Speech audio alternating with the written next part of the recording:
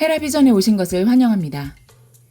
지루하고 지독한 코인 시장에서 맷집으로 단련되어 굳은 살 박힌 분들이 이제는 여유롭게 옥석을 한 개 한 개 주워 담으며 때를 기다리는 모습들을 보며 우리가 함께 성장했구나 하는 생각이 들기도 하는데요. 또 한편에는 엄마를 기다리는 아이 심정으로 오늘은 오를까, 내일은 오를까 피를 말리고 있는 분들도 많으신 것 같습니다. 그래서 호흡을 가다듬고 현재의 암호화폐 시장을 바라보는 관점을 바로 해볼까 합니다. 어떤 분들은 이제 곧 코인 규제가 늘어날 것이고 제도권 안에 들어가게 되면 유동성이 줄어들면서 하루에 몇십 %씩 급등하는 차트는 보기 힘들게 될 거라는 예상을 하시는 분들도 계십니다. 그러면서 이제 시즌 종료다라고 말하기도 하는데요. 언뜻 듣기엔 맞는 말 같습니다. 해가 바뀌어도 계속 등장하는 악재들. 시퍼런 코인마켓을 보고 있자면 이제 좋은 시절 다 간 것 같기도 합니다. 하지만 암호화폐는 금융 역사적으로 보았을 때 아직 극 초기 단계라는 점을 잊지 말아야 합니다. 제도권에 들어간다 해도 유동성이 줄어드는 안정권에 들어가기까지는 아직 많은 시간이 더 필요하다는 것이 제 생각입니다. 제가 그렇게 생각하는 이유는 도지가 1,000원, 5,000원, 10,000원도 불가능하지 않다고 생각하는 이유와 같습니다. 이런 말을 하면 지금 도지가 시총이 얼만데 비트코인 시총을 뛰어넘을 거라는 거냐 하면서 따지시는 분들이 계시는데요. 그건 정말 코앞의 상황만 보는 좁은 시야일지도 모른다는 말씀을 드리고 싶습니다. 지금부터 암호화폐의 본격적인 성장이 왜 이제 시작이며 상상 못할 규모로 성장이 가능한지에 대해 이야기해 보겠습니다. 2022년 초 통계에 따르면 암호화폐를 보유하거나 투자를 시도해 본 인구가 2억여 명이었고 22년 말엔 10억 명에 다다른 것으로 보고했습니다. 현재 세계 인구는 80억 명이 넘어섰습니다. 쉽게 말해 현재 인구의 8분의 1 정도만이 암호화폐를 보유하고 있다는 거죠. 여러분 주변 사람들을 한번 잘 생각해 보세요.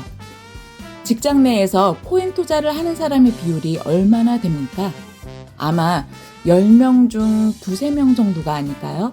그렇다면 나머지 7, 8명이 앞으로 암호화폐를 보유하게 될 가능성, 즉 실생활에서 지금의 현금 대신 코인을 일반적으로 사용하게 될 가능성이 얼마나 될까요? 전체 소비 인구의 절반만 암호화폐를 보유한다고 해도 코인 시장이 크게 성장할 것 같은데요. 현재 미국의 국가부채는 4경 원을 넘어 점점 늘어나고 있고 현재 경제 규모에서 인플레이션이 과거 수준으로 돌아가는 것은 현실적으로 어려워 보입니다. 주요 은행들이 도미노처럼 무너지고 있는 상황이고 현금의 가치는 점점 낮아지고 이 시스템을 관장하는 기관들이 잇따라 파산하면서 사람들은 중앙집중적 화폐의 불안감을 느끼기 시작했습니다. 그렇다면 현금의 불안을 느낀 사람들은 어떤 선택을 할까요?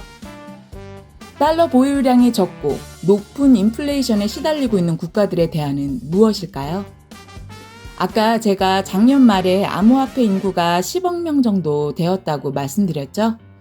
달러 위기와 미국 은행들의 파산이 지금과 같은 추세라면, 그리고 암호화폐의 사용이 지금과 같은 증가 추세라면, 사회 인프라도 그에 맞추어 변화하게 될 테고, 그러면 또 사용 인구가 또 늘어나게 되고, 그 수요에 의해 인프라가 또 더 늘어나게 되고, 이렇게 무한 반복이겠죠. 이때 암호화폐 보유 인구의 증가는 여러분과 같이 단순히 시장에서의 트레이딩이 아닌 기술 발전에 따른 플랫폼과 결제 시스템의 발전 등에 의한 수요 증가가 있다는 것을 이해해야 합니다. 그렇다면 현금에서 암호화폐로 이동하는 사람들이 앞으로 10년 내에 80억 인구 중 몇 명으로 더 늘어나게 될까요? 상상할 수 있나요?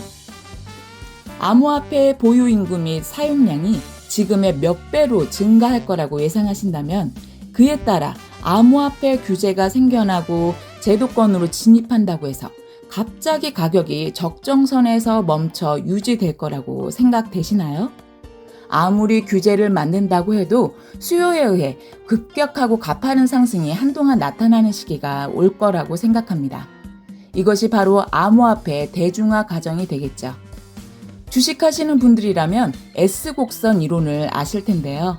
기술 혁신의 패턴으로 불리는 이 이론은 신기술 초기에는 기술 발전 속도가 더디게 나타나지만 투자기, 시험기가 끝나면 기술 발전이 기하급수적인 상승 곡선을 타게 되고 성숙기에 다다르면 성과 곡선은 완만해지고 혁신 투자를 계속해도 기술의 한계에 도달하여 기존 기술보다 효율적인 대체 기술 개발이 등장하기 전까지 진행된다는 이론입니다.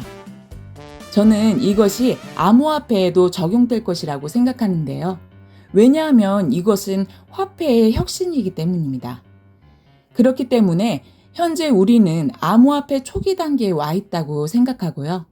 달러가 외면당하고 큰 위기에 봉착하게 되면 사람들이 암호화폐에 몰리면서 기하급수적인 상승이 오게 될 거라고 생각하는 거죠. 보유 인구 증가와 사용 경험이 증가하게 되면 암호화폐 시스템이 어느 정도 성숙되면서 그때서야 가격 상승폭과 속도가 완만해지며 안정기에 들어갈 거라고 생각합니다. 물론 이 과정들은 1, 2년이 아니라 역사적 흔적을 남길 정도의 긴 시간을 거치며 우리가 눈치채지 못할 정도로 천천히 진행되겠죠. 그렇기 때문에 앞으로 비트코인이나 도지코인의 시총이 지금의 몇 배가 되는 것은 결코 불가능한 일이 아닙니다. 이쯤 되면 달러 통화량이 얼마인 줄 아느냐? 절대 불가능하다라고 말씀하고 싶으신 분도 계실 겁니다. 하지만 이미 2년 전부터 가상자산 시총이 달러 통화량을 넘어섰습니다. 코인에 투자하는 사람이 지금보다도 없었을 그때부터도요. 지금은 모든 가상자산 시장이 위축되었지만 가상자산이 화폐개혁의 주인공이 될 것은 불가피한 일이기 때문에 사라지지 않을 것이고 그러므로 현재의 기축통화량으로 암호화폐의 가능성을 한정짓는 것은 쓸모없는 일이라는 거죠. 비트코인이 3억, 4억 간다고? 도지코인이 10,000원을 가? 어이가 없네 라고 할 수 없는 이유입니다. 투자는 기다림을 각오하고 시작하는 것이고 우리는 초기 선점자로서 겪어야 할 과정을 치르고 있을 뿐입니다. 이에 대한 결과는 현재를 맞닥뜨리고 있는 나의 대응에 달려있는 거겠죠. 암호화폐 시장은 끝나지 않았고 아직은 떠날 때가 아니란 이야기를 이렇게 길고 지루하게 드려봤습니다. 다음 영상에서는 가상자산의 규모가 어떻게 커지게 될지, 과연 지금의 현금을 대신하여 가상화폐를 쓰게 될지에 대한 구체적인 이야기들을 해볼까 합니다. 이상 헤라비전이었습니다. 성투하십시오.